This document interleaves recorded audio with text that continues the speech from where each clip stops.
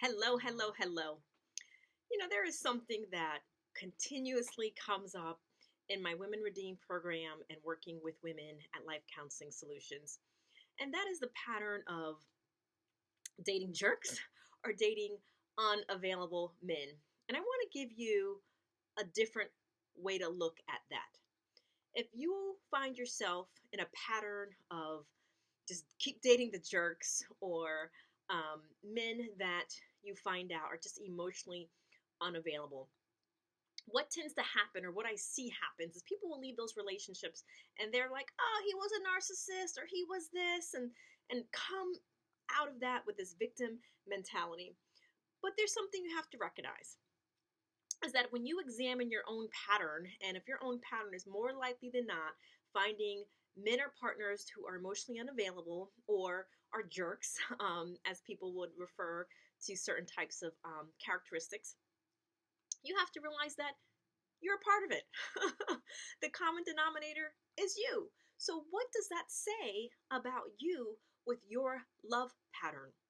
There are many times where people leave those toxic relationships and it's consistently pushed off on the other person. One of the things I would challenge you to do is to look at yourself. Were you a healthy partner that showed up to the relationship? Because many times that we have something in psychology called trauma repetition.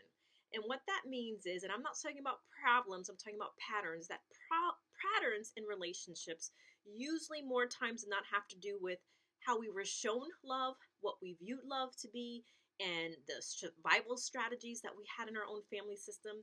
For example, in your relationship, how did you deal with whatever dysfunction you thought you were experiencing? Would you withdraw in order to feel safe? Because usually that can go back to your childhood. Did you withdraw when you felt unsafe or you felt unheard? Would you go hide in your room? And now as an adult, you hide internally, you shut down, you withdraw, you don't communicate. Because usually the case is like attracts like, right? So if you're in a dysfunctional relationship, yes, the other person can have all these characteristics, but the best thing you can do, and this is what we call adulting and growing up, people, is looking at your own self. And what were your coping mechanisms? How did you deal with conflict? And how did you communicate in the relationship? Many people will enter the dating relationships and will say, well, let's just see how this goes.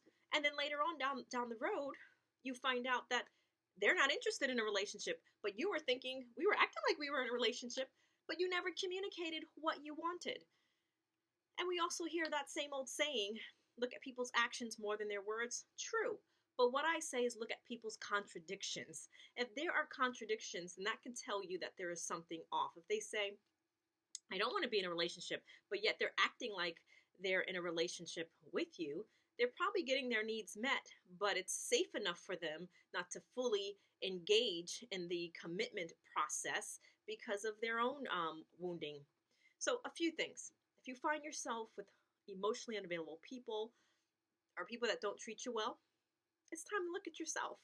Look at your own love patterns. What is it that I need to heal? Because we can say, yeah, there's lots of narcissists in the world, absolutely, but there are a lot of doormats in this world as well. So if you find yourself in relationships where you're not being treated well, you don't feel like you're getting your needs met, it's time to look at your own love patterns, and it's time to start learning and changing to be a more healthier person, probably even before you enter a dating relationship. Anyway, these are just my Friday thoughts as we go into the weekend, and I hope someone needed to hear this. And we are here to help. Life Counseling Solutions, 407 622 1770. Have a great weekend.